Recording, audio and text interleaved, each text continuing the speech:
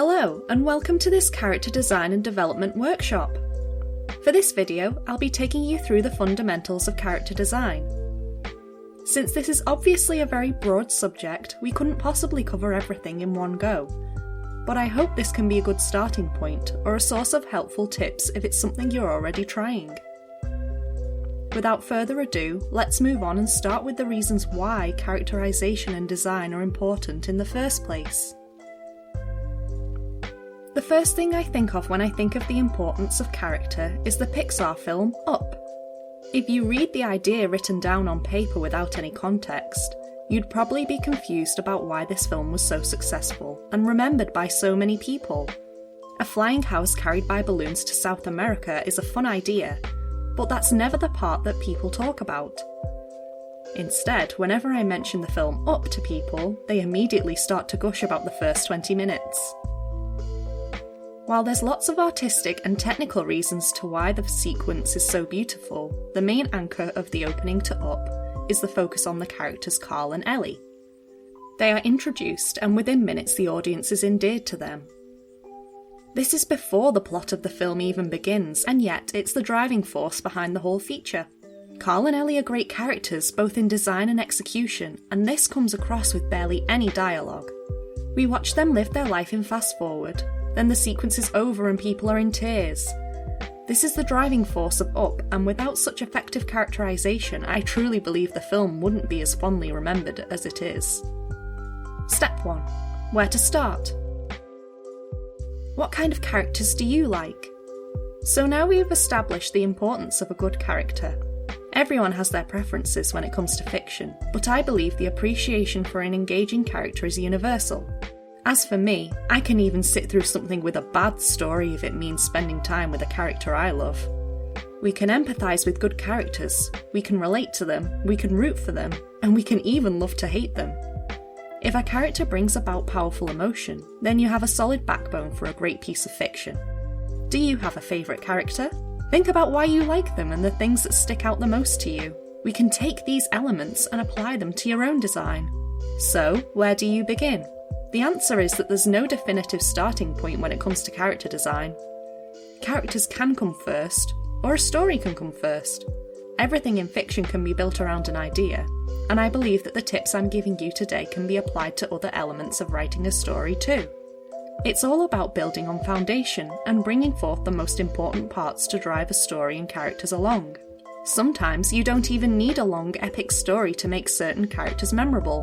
Winnie the Pooh's cast is iconic, yet they usually don't appear alongside some great quest to save the world or anything like that.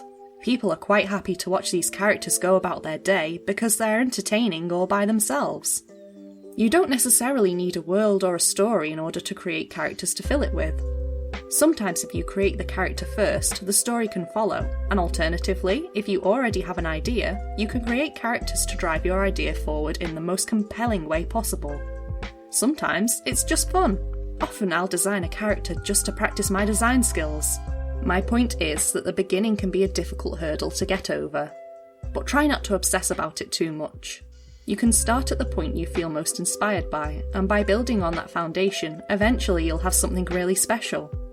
Try not to worry. When I'm creating a character, sometimes the very last thing I do is give them an actual name. Step 2. Who are they? So to start, I'll take you through my process.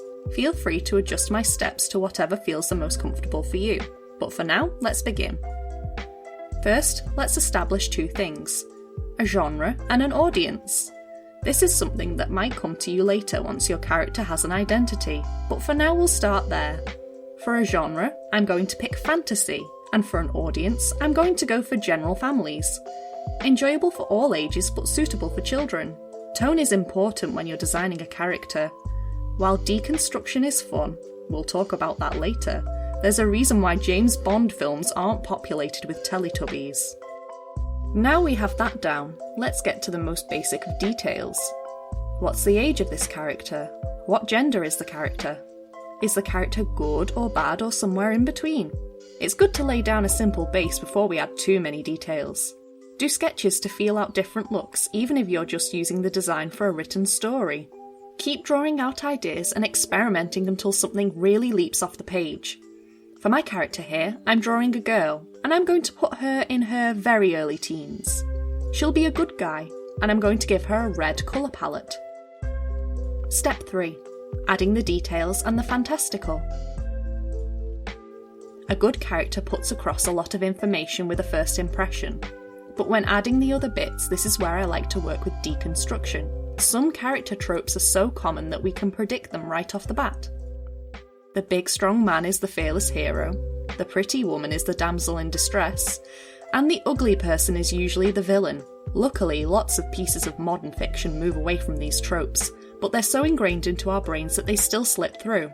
Some of these classic tropes can perpetuate harmful stereotypes about certain groups of people, so I think it's best to avoid them and deconstruct them where we can. So what is deconstruction? In media terms, it means that a text with a certain meaning is broken down and turned into something else. It plays with expectations and can make your characters far more interesting and three-dimensional. So let's put this into practice. For this character, let's make her small and skinny. She doesn't look intimidating or powerful, but here's where we get to play with the unexpected. Since I chose fantasy for my genre, I'll give her powers. Let's make her into a monster that has been transformed into a small girl through some magical means. This is where we can have some fun. She's little and skinny, but she wants to look big. We'll give her a grand fluffed up cape, give her some big hair on her tiny frame to give her a clear shape and silhouette. It gives the impression of someone who is very top-heavy and strong, all suggested through shape and clothes. The red colour palette will give some strong connotations of fire and power, and will add some small features to make her look more fantastical too, like claws, horns, and sharp teeth. You can borrow elements from other creatures that share the same aspects of your character's personality. Animal features are useful to work from, but it's good to think outside the box too, or maybe you could base a fantasy character on an insect, or even a plant. The possibilities are endless. Already, from appearance alone, we know a lot about this character.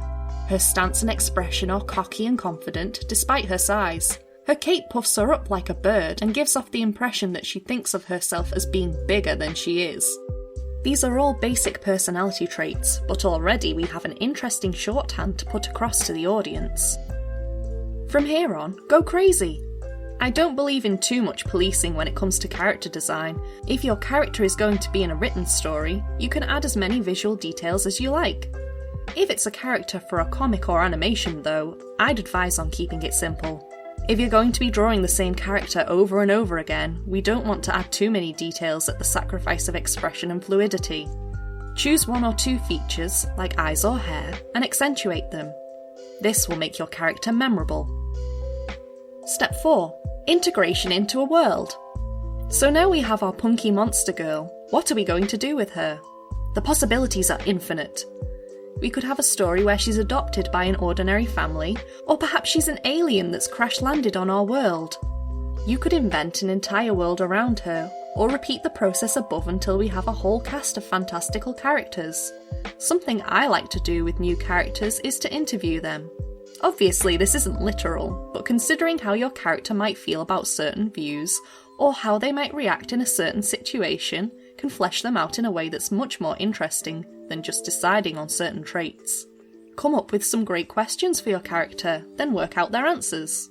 My personal favourite is, what is your character's most embarrassing moment? I think the answer to that question says a lot about someone's personality. Details like this bring out interesting eccentricities in your characters. They don't even have to be relevant to the story you're telling, but the more layers you add to the personality, the more interesting and complex that character will be. Lastly, I think diversity is important when you're creating characters. When you look around and see all of the different films, TV shows and books, you'll find that most of their heroes are white, straight, cisgender men with no disabilities of any kind. We've gotten better with this over the years, but I still think we have a long way to go. Make your characters varied and diverse, because real people are varied and diverse. If you belong in one of these groups that isn't as widely represented in fiction, write what you know, because your voice deserves to be heard. Alternatively, if you're writing a character who belongs to a certain culture or community that you don't know much about, do respectable research and listen to what people who do belong to that group have to say.